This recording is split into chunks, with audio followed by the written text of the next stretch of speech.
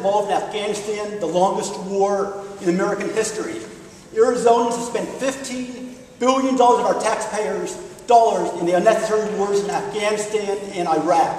What are you going to do to stop the funding of the Iraq war and the Afghanistan war and make sure we don't get involved in another unnecessary war? Okay, I think Rodney Glassman will Rodney. Thank you. As a member of the United States Air Force JAG Reserve Corps, believe it or not, I'm the first candidate to be taking on John McCain for U.S. Senate with any prior military experience. We have not had a candidate that could stand next to him, even with a limited record such as mine. The fact is, we need a U.S. Senator to go back to Washington, D.C. and advocate for bringing our young men and women home.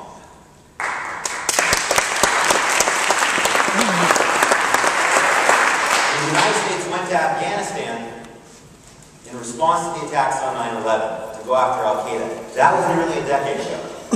And now we're spending over $3 billion a month there alone. I was reading an article just last week about, for every one soldier, you can build 11 schools. For every one soldier, you can build 11 schools. I got real excited with that headline. To bring the troops home, build a lot of schools in the United States. When I finished the article, guess what? It was one soldier for 11 schools in Afghanistan. When John McCain talks about nation building, he's talking about building someone else's nation. When I talk about nation building as our next United States Senator, I'm going to talk about nation building right here at home. I'm going to talk about our infrastructure, our schools, our future.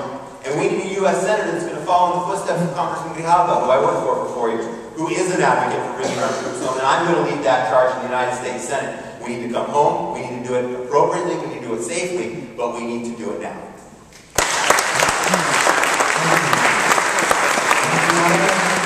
Talk about what you would do in Afghanistan and Iraq. Right. I think that the person who asked the question is really getting to the fundamental issue that a lot of Arizonans are asking for. I've been to a couple of house meetings where veterans are coming out to me asking me, what are we doing in Afghanistan?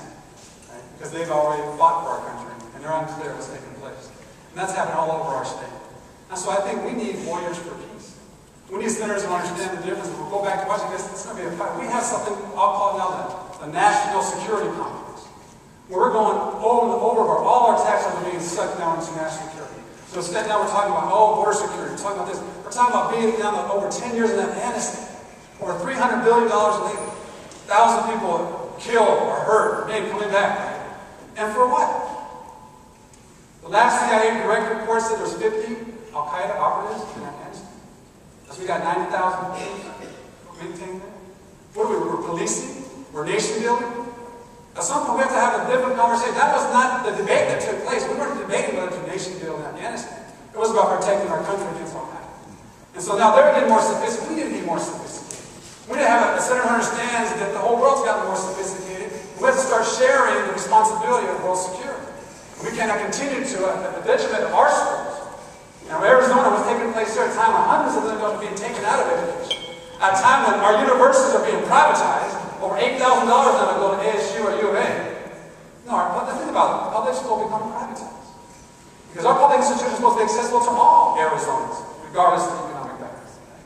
And so that's why we need to rehab this conversation. We need to pull back our troops. And I don't have the patience to wait another year. Right? So if that was my daughter over there, I would be trying to pull it. I don't believe, when you have military generals saying there's no military solution, then we got to pull out our troops and bring an end to that war and reclaim, continue to fight and protect our borders, continue to fight against the terrorist attacks, but just start to bring back our troops.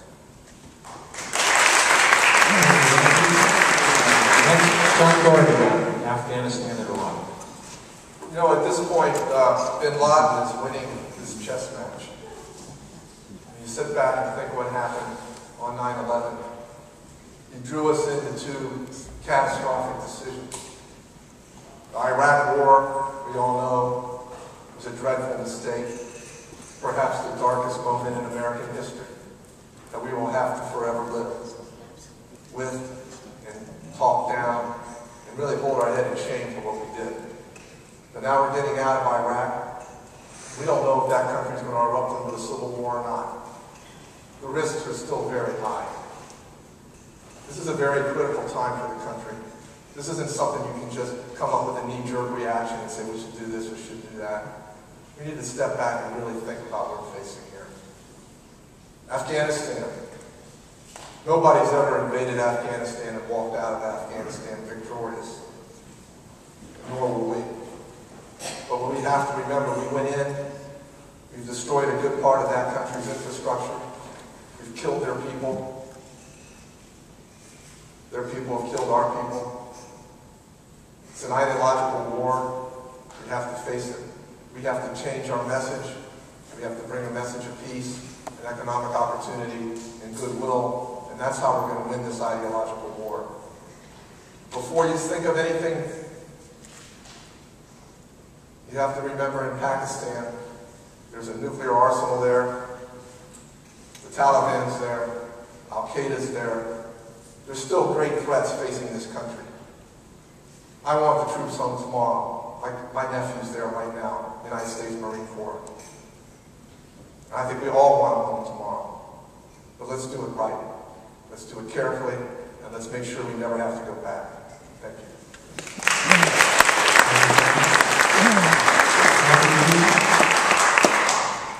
Did you ever think after Vietnam that we would ever find ourselves in this situation? As a country, I never thought we would be able to see where the public, the citizens, don't know what victory looks like. They don't know when we should leave, what it will look like if it's a success. I never thought that would happen again. We are in almost that same position again. The generals have told us that they're going to start drawing down the troops by July of 2011, and I say we have to hold their feet to the fire and start bringing them home. As your United States Senator, it would take an awful lot of convincing to say for another decade for us to be there. So I say, and the day I started this campaign, I said the most important issues to me were jobs, energy independence, we end the war, and then we work on the deficit. So ending the war was the day I started on this campaign, was to say we have to figure this out. I'm very happy that at least we have a start for a drawdown, but the other thing that was very hard for me is the fact that every woman in the United States Congress voted for us to go to war. I never thought we would say that a woman or a senator would maybe be able to send our kids, our babies to war and see these body bags coming home unless we knew exactly why we were there and exactly what success looks like. We got to come home. Thank you, Cathy.